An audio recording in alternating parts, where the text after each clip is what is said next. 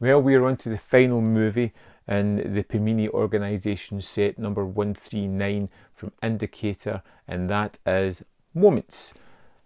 And I'm pleased to say it's another knockout. This is by far and away one of the best discoveries of the year. It's an amazing set.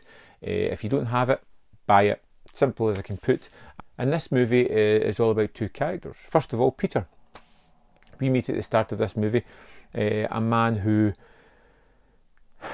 is rather down. Things haven't been going his way in his life that will be revealed later on in the movie, but he goes back to an old haunt, a place where he spent his childhood and loved it, a hotel. And he books himself into a room, goes to that hotel room, sets everything out in a nice, neat manner, pulls out a gun and places it against his forehead. But then he's interrupted. He's interrupted by Chrissy, who needs him for some minor reason.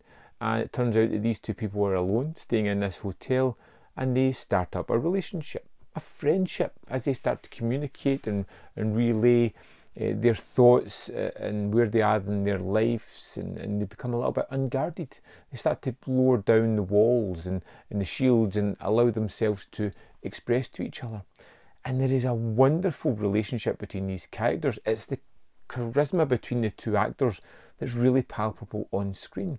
And although it never really feels like a love story blooming, it feels like two people that really listen, really appreciate, and just are perfect together. You don't need the physical act to come into it. Just seeing these people enjoy each other's company, open up, talk, share information about their life is just wonderful to experience. And this movie most definitely has surprises, but for a long period of time, it's just people hanging out. And yet somehow it is so compelling. It is backed up by these three-dimensional characters who aren't perfect, that have problems in their lives. Peter is a man at the end of his rope. There is nothing to live for. There is no excitement. There is nothing there that makes him want to hang on to the mortal coil. Chrissy just has a zest for life. She loves everything. She may elaborate or extravagantly lie a little bit to make her life a little bit more extravagant. She may just talk bravado. She may just make things up because it's fun. She has that zest for life that just is deeply missing from Peter, and he kind of starts to steal a little bit of her life force that way, starting to see that there are things worth living for. There are reasons to hang on to life. Now, the performance from Keith Mitchell is terrific as a broken man who slowly starts to mend throughout the movie in a wonderful way. And Gary Reese is terrific as Chrissy, this woman that is just a force of nature. She's absolutely wonderful. She's forthright. She's opinionated. She drags Peter back from the brink single-handedly just by spending time and communicating with him. Moments was such a wonderful movie. It's very different from the other two movies in this set, being a more drama, being a more character-studied piece where we just focus on these people, where they are in their life and their relationships. If there's anything at all about this movie that is a little bit ambivalent, it's the ending, which